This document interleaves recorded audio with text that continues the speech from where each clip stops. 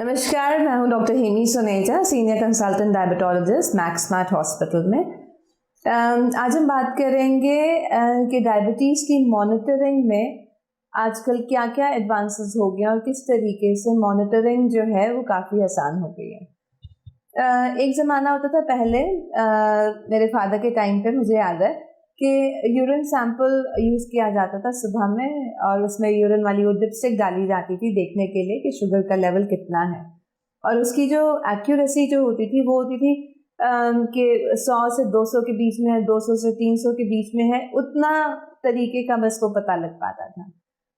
अब वो टाइम आ गया है जब हम नए तरीके के ग्लूकोमीटर से यूज़ करते ही हैं, और काफ़ी लोगों के पास घर में अब होते हैं ग्लूकोमीटर, जिससे फिंगर प्रिक से ब्लड शुगर का लेवल उसी समय पे पता लग जाता है। अब रिसेंट और जो एडवांसेस हुए हैं उसमें है एक ग्लूकोज सेंसर आते हैं, इसको कंटिन्यूस ग्लूकोज मॉनिटरिंग कहा जाता है, फ्लैश ग्लूकोज मॉनिटर कहा जाता है।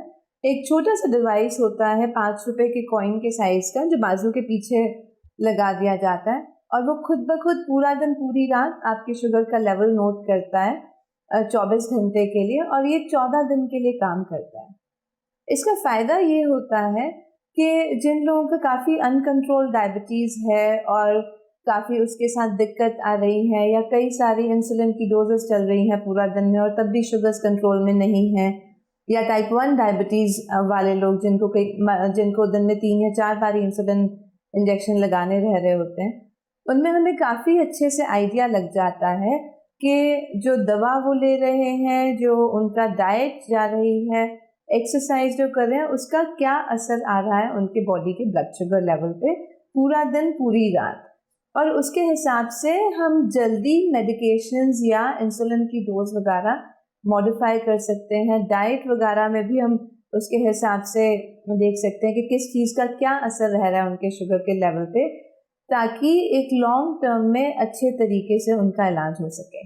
एक ही मैं आपको सैंपल दिखा रही हूँ। जो ग्लूकोज सेंसर की रीडिंग्स हैं वो इस तरीके की आती हैं। सो ये एक एक दिन है और ये 24 घंटे की वो रीडिंग्स आती हैं। सो इन पेशेंट को यहाँ पे लगाया गया था ग्लूकोज सेंसर 12 सवा 12 बजे के करीब। ये उस दिन की रीडिंग है। यहाँ पे एवरेज शुगर रीडिंग आती है और हमें पता लगता है कि हमारा कितना समय के लिए शुगर रेंज में रह रहा है। ये ग्रे वाला बीच वाला हिस्सा जो है ये है पार्ट जब ब्लड शुगर लेवल हमारा रेंज में रह रहा है।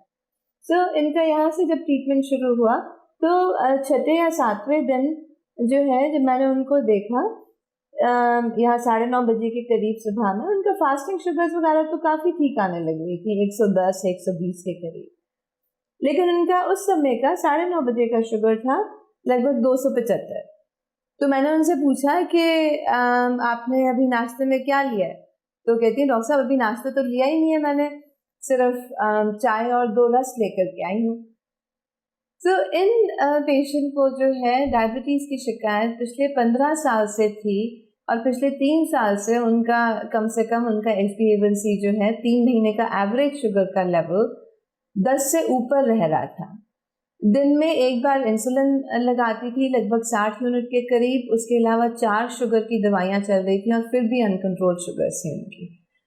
यहाँ से उनको मैंने कहा कि अब अपना रस्क जो है सुबह में आप लेते हैं वो लेना बंद कर दीजिए। तो ये है वो दिन जब उनको बताया, और उस समय पे एक्चुअली उनका जो मैंने यहाँ पे मॉर्निंग में इंसुलिन शुरू किया था उसकी भी डोज कम करी और कहा कि आप अपने रस्क लेना बंद कर दीजिए and see what happened the next day. ये है 9 जुलाई और ये है 10 जुलाई। सो शुगर ज़्यादातर जो है वो सारी रेंज में आने लगी, और ये तो तब है जब उनकी इंसुलिन की डोज मैंने एक्चुअली कम करना शुरू करी।